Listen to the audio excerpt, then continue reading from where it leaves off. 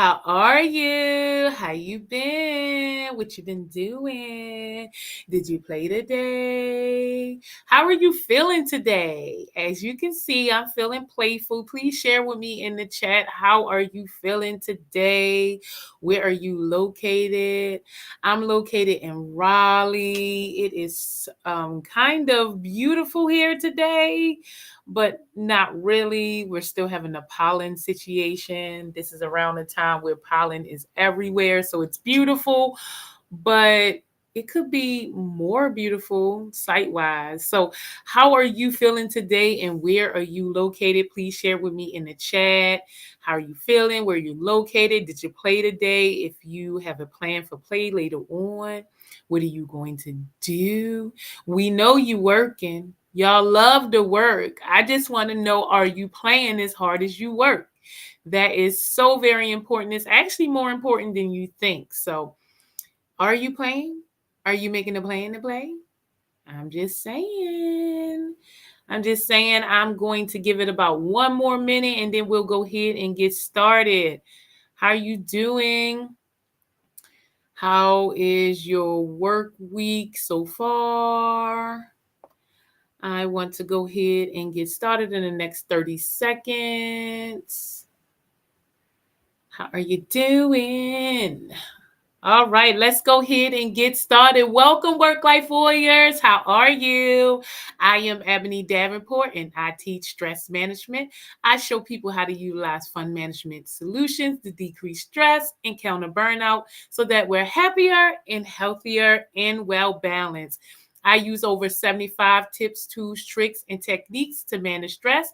But today we are going to talk about play. Yes, play. I did spend the intro talking about play, but we're going to talk about play. So, what is stress? Before we get into play, what is stress? Stress is feeling out of control instead of in the peace. And many of us feel out of control instead of in the peace throughout the day, right? Why do we feel stressed out instead of in the peace, or out of control instead of in the peace? And I would say we feel out of control because we are thinking about the past or the future, or we do not have enough resources to solve the problems in our present moment, right? So stress is important because it is the lack of information that is causing us stress, right?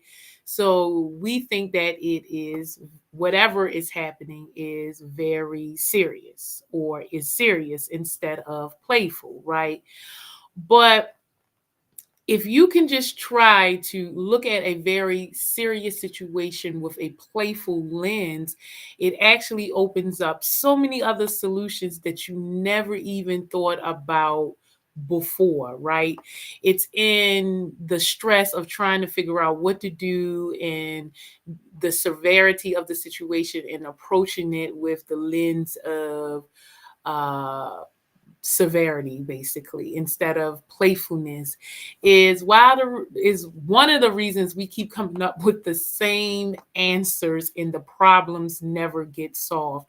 What we realize is some of the greatest creations ever brought to this world were created through people playing, right? They created new ideas, they innovated, they took things that didn't belong together and they put them together. They broke our mindsets on what could be possible, on what our futures would look like. And they were playing, they weren't working. They had a very, very curious mind and they worked towards solving the problem, which offered many innovation solutions that they never would have even thought about had they just been working alone, right? So, play is something that we must do. If we are a hard worker, we must play harder than we work. The enemy of working hard is stress, so playing hard is not an option. Our society tends to dismiss play for adults. Play is perceived as unproductive, petty, or even a guilty pleasure. The notion is that once we reach adulthood, it's time to get serious, and between professional and personal responsibilities, there's no time to play. The only kind of play we honor is competitive play, right?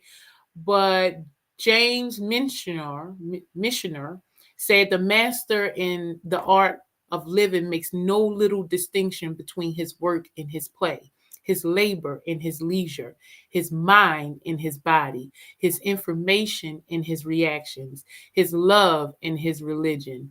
He hardly knows which is which. He simply pursues his vision of excellence at whatever he does, leaving others to decide whether he is working or playing. To him, he's always doing both. And so that's why I'm saying we need to go or figure out a way to add play into every element of in our lives, right? Play is not a subset of our life or an aspect of our life. It is the thread of our lives. So it is something that we can add to in anything that we want to do and anything that we find challenging, and anything that we don't want to do, we feel obligated to do. We can always change the lens in which we see that thing through play. Play is a very primal activity. It is natural and it starts in the womb. It is preconscious and preverbal, and it arises out of an ancient biological structure that existed before our consciousness or our ability to speak. Play seems to be so important to our development and our survival that the impulse to play has become a biological drive. Like our desire for food, sleep, or sex, the impulse to play is internally generated. And that's by Stuart Brown. Right? So it is natural for us to play. I know that we say that after you reach a certain age, you're supposed to adult, but human beings are neotenous, which means forever juvenile, which means that we're built to benefit from play at any age. All of our drives from food, sleep, sex, and play obviously are not created in equally. The stronger drives are for food and sleep, and when we are in peril, play obviously disappears. But studies show that if we are well fed, safe, and rested, all mammals will play spontaneously. And humans, play can happen without a conscious decision that I'm going to play. Like digestion and sleep, play in its most basic form proceeds without a complex intellectual framework. So it's spontaneous. How many times out of nowhere you just get the urge to do something silly, say something silly, make someone laugh? Play is just something that threads through every aspect of our life. It's kind of like the stick that stirs life. Humans are designed to be lifelong players and to benefit from play at any age. The human animal is shaped by evolution to be the most flexible of all animals. As we play, we continue to change and adapt into old age. We don't continue to change and adapt into old age. Understanding why animals stop playing into adulthood and why humans don't help us further understand the role play has in adult life. We don't give up play as adults. We shift to more acceptable forms like social play. Many of us don't even know why friendship and belonging is so important. It provides an indirect outlet for play in any setting. As adults, celebratory and rituals provide an official excuse to play. So most forms of acceptable play for adults reinforces play patterns that maintain social control. But play is apparently purposeless. It's done for its own sake. It's voluntary, it's inherent attractive. It is freedom from time. It diminished consciousness of self. It is improvisational potential, and it's a continuation to keep going, right? You desire to keep going. So play is something that is done for its own sake. So if it is to benefit others, it's not necessarily play, right? So when we play, there are 6 things or 6 steps in the process of play. We want to anticipate it. So we want to think about what will happen next. And we want to be surprised about what happened next, right? We also want to have a good feeling about what happened, and it makes us feel pleasurable and like it's a twist that we want. right? We want to understand, so we want to have new knowledge. We want to be able to synthesize concepts and ideas and incorporate them into the game.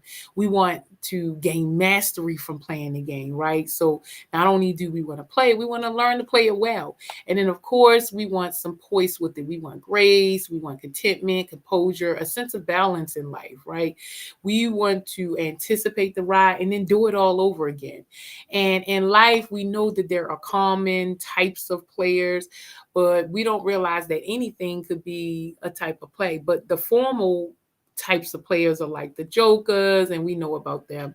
They do jokes and practical jokes. There are the kinesthetic people who are like the athletes. There are the explorers. We all know about the exploring type of play. Most of us think about play in forms of competition, and we think about that competition in almost every aspect of our lives, right? So we think that that's playing, but it has to be done for its own sake. The director, so we don't think about people who plan and organize and execute, are playing. Collectors, we like to make fun of people who like to collect, but really they are staying true to themselves. They are playing. The artist or creative, which we all are in some capacity. We just like to make things, whether that's, a little drawing or something at work. We just really get a kick out of being an artist or creator. And of course, the storyteller, which all of us participate in this type of play in one form or another. But there are great storytellers, and there are people who, can barely tell a story, but we all participate in storytelling. So the types of play that we forget about are like body and movement play, and we do this in the womb naturally, right? We wiggle, we climb, we run. As we age, we do all of these things. We crawl, we just learn how to move our body in the most playful ways. And it's so cute to watch a little kid discover that they can do certain things. About 10 years ago, when my brother was about like 4 or 5, he's my younger cousin, but his older cousin showed him how to walk backwards, and he was just so thrilled with that. It tickled him. He went around and told everybody that his cousin told him how to walk backwards. He walked backwards everywhere, and he just never considered it before. And it was just so cute to see him use his body that way and be so excited about it. So the next form of play is object play, which most of the time this is what a type of play that we use a lot, right? So most play has one or two or more objects in it, right? Whether it's a game, like basketball or board game, or a game with other people, most of the time there is some sort of object involved. Now, imagination play. Now, many of us as adults stopped doing this type of play. Once we graduated from college, went out into the working world, we stopped imagining. We stopped using our imagination. We stopped participating in our internal world, right? We stopped thinking about the things that will bring us joys. We stopped dreaming in general. But our imagination is the key to anything in life. And before we can attract it in physical reality, we have to see it in our imagination. Anything in this world that exists now started from our imagination. So, social play, this is the play that we mostly do. We are very social. Humans are social. So we participate in social play all of the time. Work is a form of social play. Friendship and belonging is one that we most definitely partake in as far as social play, and also celebratory and ritual play. So we have things like Easter and Christmas and Valentine's Day, and all of that is a part of play. And rough and tumble play, we see children do this all the time, but as we age, we stop rough and tumble play. We don't play fight anymore. But it is something that is so natural to us to help us understand our bodies in the world around us, right? So we work extremely hard in life, but we rarely play. We don't make time for play because we're taught that it isn't biologically important, when in fact, play is imperative for survival because humans are neotenous, which I said forever juvenile. Remembering what play is all about and making it a part of our daily lives are probably the most important factors in becoming fulfilled human beings. The ability to play is not only crucial to being happy, but also to sustaining social relationships and being a creative, innovative person. Consider what the world would be like without play.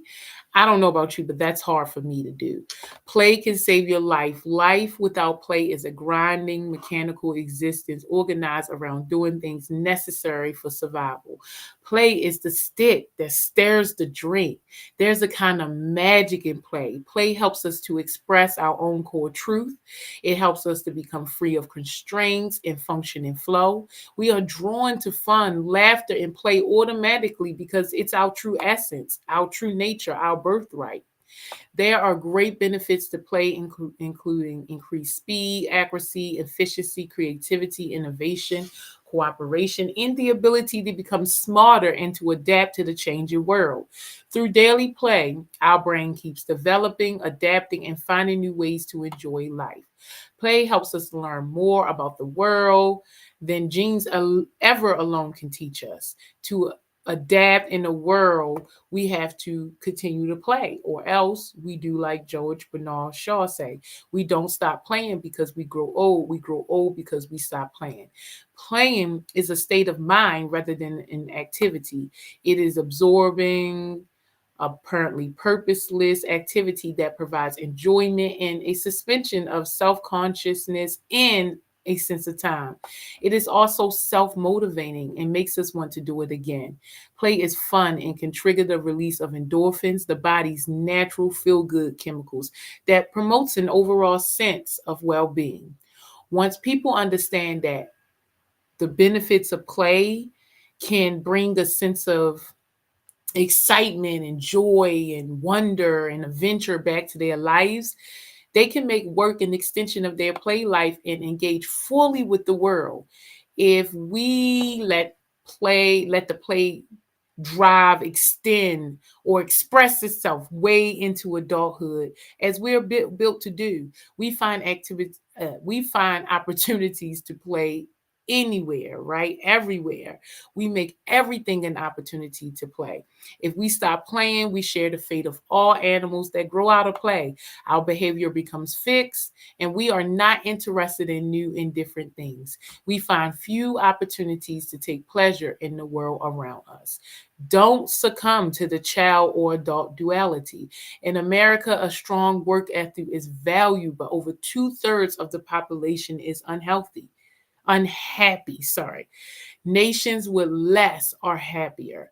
Look around today. We can see many examples of miserable adults who don't play. Play is the cure for misery. Imagine what the world would look like if everyone played daily. So get out there and play. Get out there and make sure that you play. It's your responsibility to play. Most of all of the goods that we love in life came from play, right?